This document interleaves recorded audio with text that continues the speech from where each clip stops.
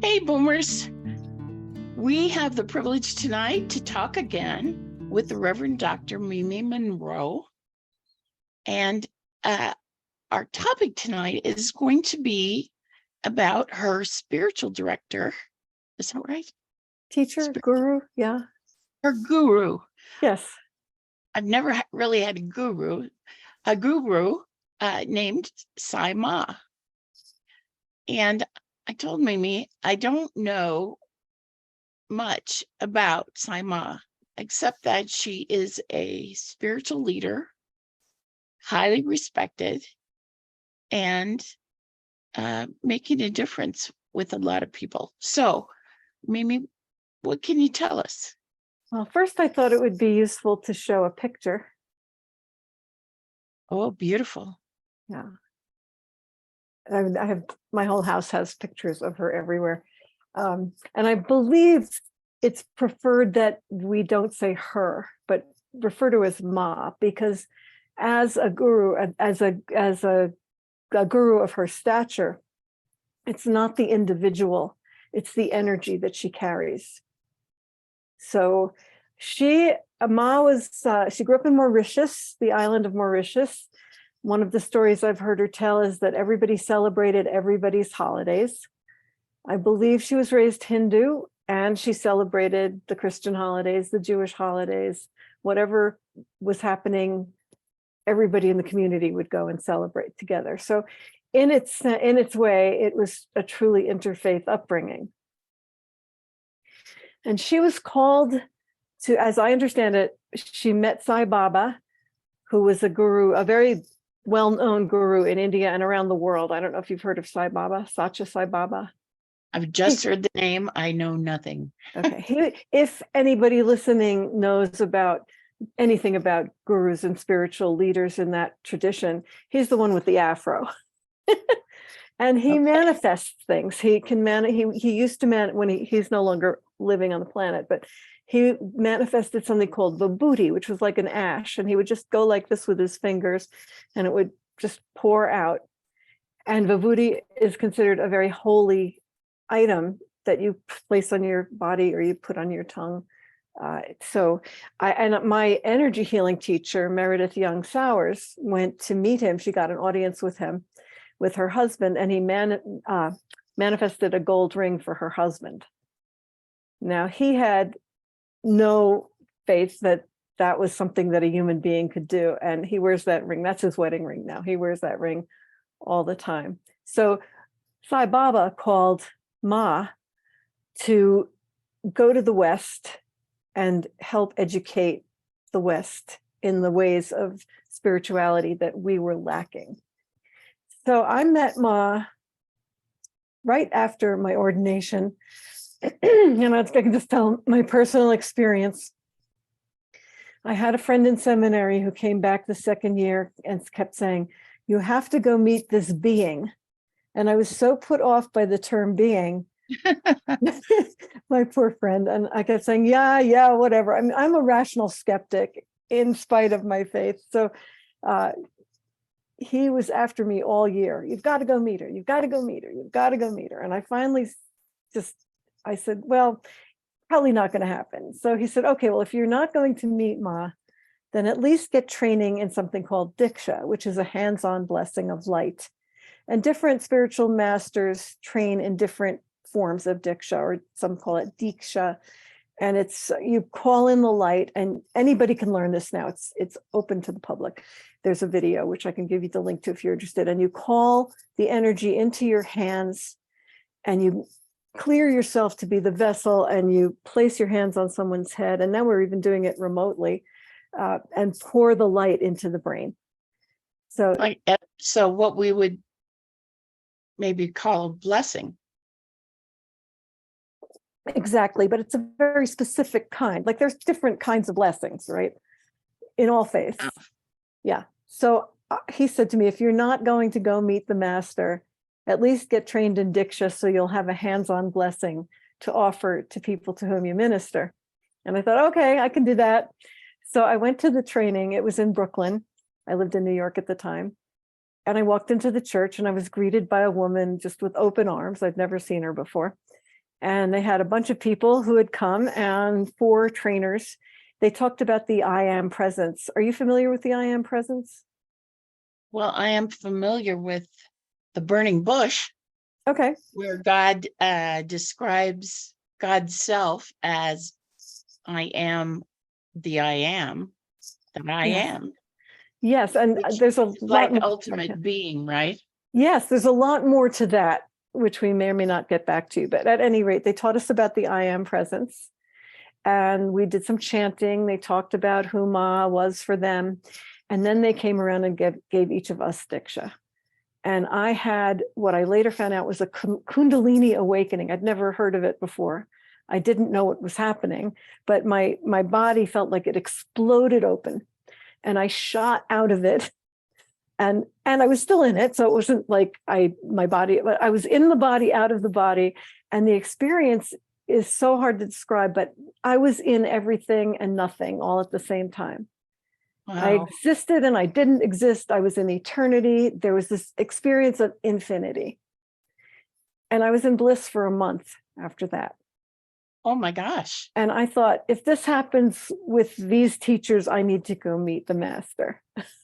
Now, I struggle with the word master because of slavery. It's Yes. a word that I use a little bit reluctantly. And at the same time, I can tell you that my experience with this teacher is that Ma is a master. So Ma is an enlightened being, fully enlightened, fully awakened, as Jesus was. And my understanding of enlightenment, and I couldn't quantify her enlightenment, right? But is that there are different levels of it. And the highest level is what in most spiritual communities is called Christ consciousness, which is not necessarily Jesus himself, but Jesus, the thought is Jesus attained that consciousness level, which is why Jesus was who he was. But it's available to everyone. Wow. It's not an easy path necessarily. Although some people become spontaneously enlightened, and there's no rhyme or reason to that either. But Ma is a fully enlightened being. There's that word, being. I've gotten comfortable with that. So I went to meet Ma. She was doing a week-long workshop, and I thought, okay, I can go for a weekend at least and see what it's like. By Monday morning, I went Friday night. By Monday morning, I called work and said, I'm not coming to work today, and I won't be in for the rest of the week. And the person I was speaking to said, well, they might have to fire you. And I said, I don't care. It's not every day you get to be with God. And that was my Wow. experience. Yes. And they didn't fire me. I did drive back to the city on Wednesday of the week and got my daughter because she was about 9 and I thought she would like the place. So I brought her back up, and there were other kids to play with, and she had a great time. But it was a week of teaching. There was one point that same Monday morning where Ma said, anybody who wants to come sit here or come up here, come up here. And I had no idea what the protocols were. There were only about 40 people. So she said, yeah, just come up. So I stood up and walked up to her, and she said, yes. And I said, well, you said we could come up here. And she said, oh, come here. And she had me put my head on her lap. And I just started sobbing and sobbing and sobbing. And I mean, the snot was pouring out of my nose on her beautiful silk robes. And I'm going, she's just pushing my head down, stroking my head, and teaching to everybody else that was there. And of course, I was very new to these things. I didn't know. And I had just been ordained. I was still exploring my own path. And so I was there thinking, oh, I'm taking the time, and all these people came to see her, and she's giving me all this attention. And when it was all over, almost everybody there said, thank you for that amazing healing. So she's one of those teachers that when she works with you, she's working with everybody, and everybody's getting exactly what they need.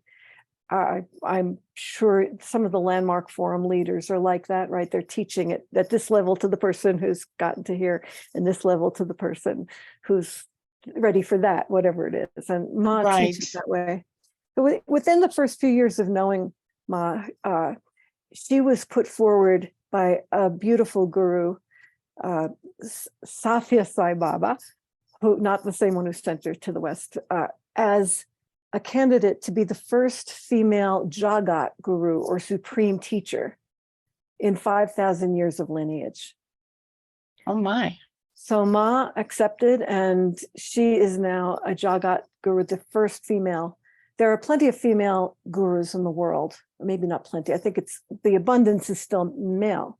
And I think one of the biggest teachings that I have received being in this community, and I'm in several communities, this isn't my only, Ma's community is not my only community, obviously, or I wouldn't be at St. Stephen's too, is that the divine feminine has been suppressed for so long, and it's time for it to stand equal to the divine masculine. Not suppress the divine masculine, we don't need to go that way, but to have ourselves be in balance in divine masculine and divine feminine. And this is true for men and women, so that we can really have access to everything that's possible, not just one set of teachings or another set of teachings, but to all the teachings. And among other things, I've heard it said that India held a lot of these spiritual teachings for the world for when we were ready to wake up, which is now. Oh my. Yes. So we are at the dawning of the age of Aquarius. Exactly, literally and figuratively. And one of the things I will say about Ma, because I suspect that people who have a faith may feel, one of the things about any interfaith training is that there's a feeling perhaps that this is instead of the path that you're on, and it's not. It's add it to your path. Don't take away your path. You love your path, stay with your path, but be open, be willing to question and experience and take on other things that serve. It's all about service. Equipping, it sounds like equipping the saints for service. Exactly. And we're all saints. And the other piece that I like, and this is really had to work with the ego on this too, is the teaching is that we are all enlightened beings. We just have had events happen, whether or not you believe in reincarnation, in past lives, in this life, that have covered up our enlightenment. So if you think of a baby and how open, I mean, maybe there's some babies that come in with colic or other things, but generally speaking, babies are an open book in that way, but they're a whole soul. So a baby comes in, and this is part of why we are all drawn to babies, because there's just this open energy. And then life happens. They get in trouble. They fall down. They get hurt. They get burned on the stove. Somebody yells at them. Somebody spanks them. Whatever it is that happens. And this openness starts to get shut down. So our work as spiritual beings is to remove those blocks, whatever they are, and be that enlightened being again, fully, to embrace it. And I think what comes up for a lot of people, and me too, is guilt. Who am I to have this experience, or to, because there's this whole ego trip. Well, I'm enlightened, but it doesn't, that's not what I'm talking about. That's an ego trip. That's not enlightenment. Well, it's interesting what you say about children, because if you look at children's school pictures from when they first start preschool, even into the 6th grade, you see them progressively closing down. Mm-hmm. Even if they're smiling, there's something about them that's not free and open anymore, right? As it was when they were very little. Right. And then hormones kick in. Everything's all bets are off. Exactly. Exactly. My experience of Ma, she's a tough teacher. She can be very direct. And I think that part of that is that in the East, it's a whole different approach, right? In the West, we're just very different. We're a little denser about these things. We are more dogmatic. And belief, right? Yes, yeah. And we're also much, rather than experience. And also more materialistic. So there's all of those walls to break down. Mm-hmm. And my experience of Ma is love. That you look in Ma's eyes and there's nothing but love. And that's possible. I mean, I'd like to be able to do that with everybody I meet, right? And yet my experience with her has always been that. Even when I've been scolded, which in that tradition is supposed to be a good thing. If your gurus scold you, they're washing you clean of karma. So I've accepted all my scoldings as a gift. But the ego goes, ah. Sure. And I want to be very clear. I was never looking for a guru. This was not something on my radar, just like ministry was not on my radar. It was what happened. And and I consider Ma to be my guru. She's not my only teacher. You're my teacher. Everybody's my teacher. And there's something to learn everywhere. Ma opened the door to a bigger experience of life than I was able to see at the time that I met her. And that's what I've Thank seen her you, do Mimi. for many people. And sometimes she'll walk into a room. We have a teacher in our group who is leading the Magdalena program, of which I'm a part. And she invited Ma to come to Albany to lead a program in transformational healing. And it was in a church, I think, I can't remember exactly, but there were a lot of people from her Catholic community. And Ma comes in and says, well, I'm from Venus. And she just went, oh, no, because how is that going to go over? But I think that's one of the things that we've learned to break down is the need for appearances to be anything. Mm. Who are we really? And how can we be that person, that authentic self? Yes. Well, I think that's a question many people have, even those who don't realize there might be a spiritual answer. Right. Or a self to meet. Well, yes. Well, since you brought up the Magdalene program, please tell us more about that. Okay, so Mary Magdalene is more traditionally, historically considered to have been a prostitute.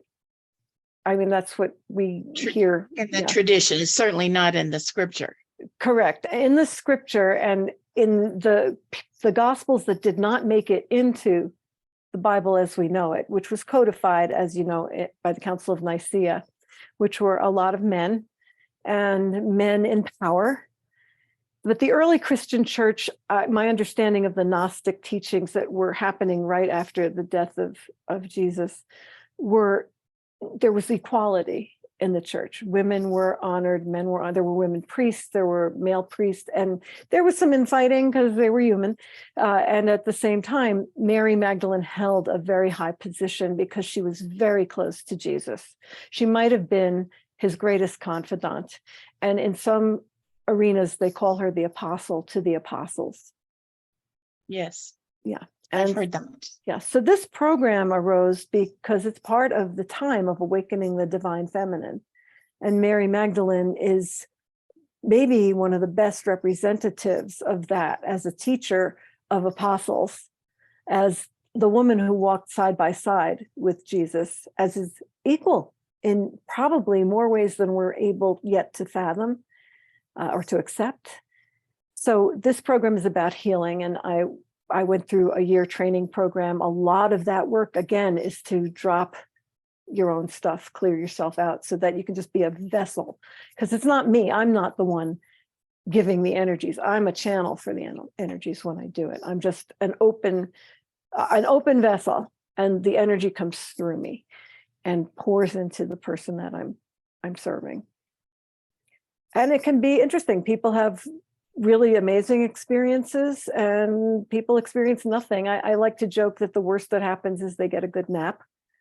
But energy, I don't know how much you've worked with energy, but energy is everything. Everything is energy. Everything, this piece of paper, this book, you, me, the trees, the cement, everything has some element of energy. And it's a question of how high is it vibrating? Is it a high vibrational energy or is it a low vibrational energy? So a low vibrational energy might be despair, because when we're in despair, all we can see is our little narrow world of despair. A high vibrational energy is love, because when we're loving, we're expanded, we're open. So the Magdalena work is a very high vibrational frequency that all of us who practice, we are a vessel for that. And it's something that's growing. We're not the only Magdalena training around the world. There are a lot of them waking up and coming to be. And so we're all sort of sisters and brothers in the Magdalena teachings. She was a really spectacular individual. She went to the south of France after Jesus was crucified. There's a grotto there in her honor. She taught there. There's a lot of stories. And finally, the Catholic Church sanctified her fairly recently. Hi, Boomers. It's Michelle Zuniga, your host, and I am here with a word from our sponsor, Amare, the mental wellness company. Amare is the maker of Happy Juice. I know I've mentioned Happy Juice a number of times, but I haven't really talked very much about it. But Happy Juice is really composed of probiotics, phytobiotics, vitamins, and concentrated superfoods. So how I use it is it comes in a powdered form. I put the 3 different components into a bottle of water, shake it up, and then I put 4 or 5 bottles in the refrigerator. So I've got a nice cold one when I'm ready for it. So, a cold one for me is a bottle of Happy Juice. And you can get Happy Juice easily if you go to www.boomerslovehappyjuice.com. That's my page at Amare. So anything you buy helps support this podcast and is most appreciated. And I think you'll like Happy Juice. I have seen on Facebook some groups that that are very Mary oriented. Although I think that they're more Virgin Mary. Yes, likely. And they're a rosary group, but they honor Mary Magdalene as well. Mm-hmm. So perhaps it is a crossover Catholic group that I'm bumping into.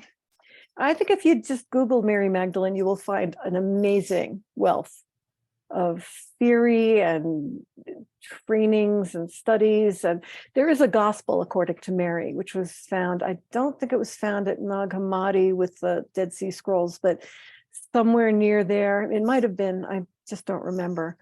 And it's missing some pages, but the gist of it is that the apostles that they're by then preparing to be apostles ask her to teach them the secret teachings that Jesus taught her. So there's some of that the esoteric teachings.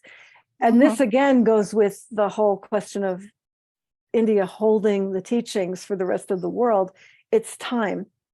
So a lot of the esoteric teachings were not known for centuries, millennia, and now they're coming out because we're ready. Well, the Apostle Thomas is thought to have gone to India.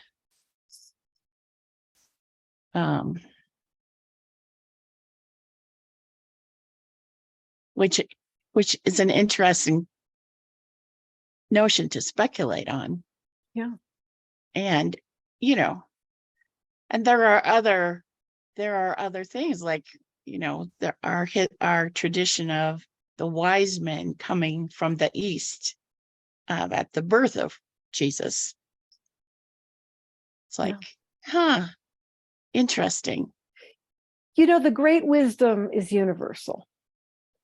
There's a book called The Parallel Teachings of Jesus and Buddha. I think it might have been put together by Thich Nhat Hanh, but I don't remember the author. And on one side of the page is what Jesus said, and on the other side of the page is what Buddha said. And they may not be the exact words, but the gist and the teaching are the same idea. Love your neighbor, love God. He who is at peace with himself is at peace with the world. Those kinds of things. So I don't think they originated with Buddha either. They're as old as humanity and older, likely. Yes. Yeah. And Jesus, as an enlightened being, had access. I mean, I believe that my understanding of it is that as we become enlightened, and I'm not there yet, but as we become enlightened, we become more so open that we have access to anything and everything in a way that most of us who are just sitting here doing our daily lives and worrying about how we're going to pay the bills and if our relationship is going to work out and are our kids okay, we don't have access to that because we're in this more narrow box. But the more we open, the more we can see. And I like the image of it in the Power versus Force book by David Hawkins, that at the very, it's like an inverted, it's a V. And at the very bottom are the lower vibrational frequencies, despair, shame, guilt. Then you make your way up to pride and eventually anger, which really is a mover, right? Anger is a mover. But if you're in despair, you're not going to move. So anger is actually a higher vibrational frequency than despair. And as you move up, as you move up this exponential thing, and you can just even see it visually. At the very bottom, it's a more narrow view. And as you get more and more into the vibrational frequencies at the higher levels, and enlightenment is, way up there, the Christ consciousness enlightenment anyway, as you rise up into those vibrational frequencies, there's just more access. There's more that you can see. When we're in a place of sadness or shame, or even anger, all we see is the stuff that's in front of us about those things. When we get to the point he calls courage level 200, when we get to courage, we begin to see choice. And then it goes beyond that, reason, joy, bliss, whatever. I don't remember every level, but you can look that up. Map of the scale of consciousness, and it's just beautiful. And the way I understand it, he said when he wrote the book that most of the world vibrates below 200, which is that courage level of choice, or more than one possibility. But because of those people who have worked to rise above, to open their hearts, to open their minds, to vibrate at a higher frequency, even if it's a little bit above 200, all those people, because they're this big, pull that up. So the world vibrates above 200, even though it doesn't look that way. When we have a war and and a lot of division in our politics right now, or whatever is going on, right? I met someone recently who talks about your resonance and increasing your resonance, which I had never heard used before, but it sounds similar to what you're discussing. Yes. What do you resonate with? Do you resonate with the person who comes and says, do you know what he did? If you get into that drama, you're resonating with that person. If you're speaking as we are now, we're resonating with each other at this level of openness. So yes, resonance, I think, is just another way of defining the vibrational frequency. This is so interesting. There's so much to it too. And I'm just at the beginning of learning. But also for me, it's an experience. The experience of these things and shutting back down, because I've opened. And one of the things he says in the book too is you could be very open in one area and very closed in another. So when I was reading the book, I was in a lot of emotional pain, but I was still very much loving people. And I was going, well, how could I be so loving in this arena, but so not loving in this arena? And he says, there's so many facets. We're like diamonds. So some of our facets are dimmer than others, and some shine more brightly. And the I don't know, in the process of opening, they all get brighter. Oh, let your little light shine. That's it. This little light of mine. Well, Mimi, thank you so much for being with us. It's my pleasure. And I hope you'll come back and talk with us again. I'd love that. Thank you so much for having me. And Sai Maa, you can look her up. Anyone can look her up. You'll find all of it. Her website is awakenedlife.love. And there's programs and free meditations and products you can buy. And it's a business too, because you have to pay for the things that you offer, right?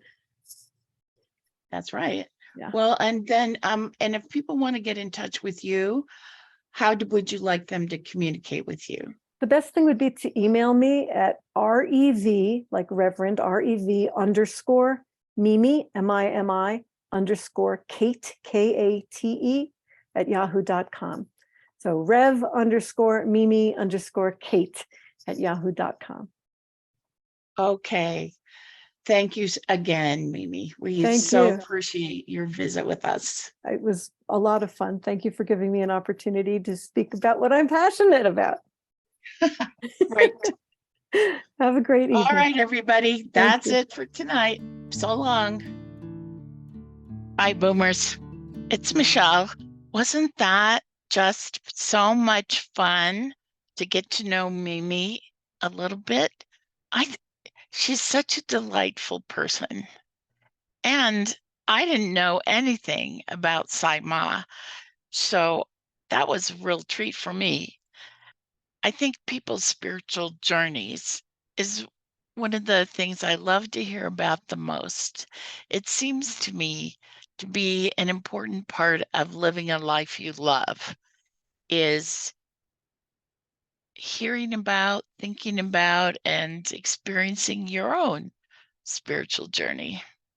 And it's one of those legacy things that we get to hand down to our kids and our grandkids, and they may not choose to follow it.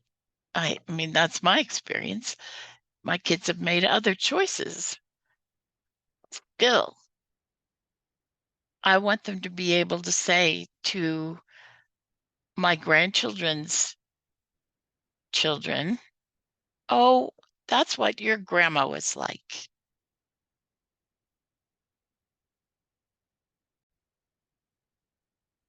If you like this episode, please leave us a review. And if you want to catch up with us on more of a micro level, you can like us on Facebook, This Boomer Life on Facebook. And if you want to be happy and healthy, I highly recommend you check out Happy Juice from the company called Amare, the mental wellness company. I drink Happy Juice every day, and I think you'll like it. So give it a try. You can find it on www.boomerslovehappyjuice.com, and that will help support this podcast. Thanks, everybody. Hope to see you again soon. Bye.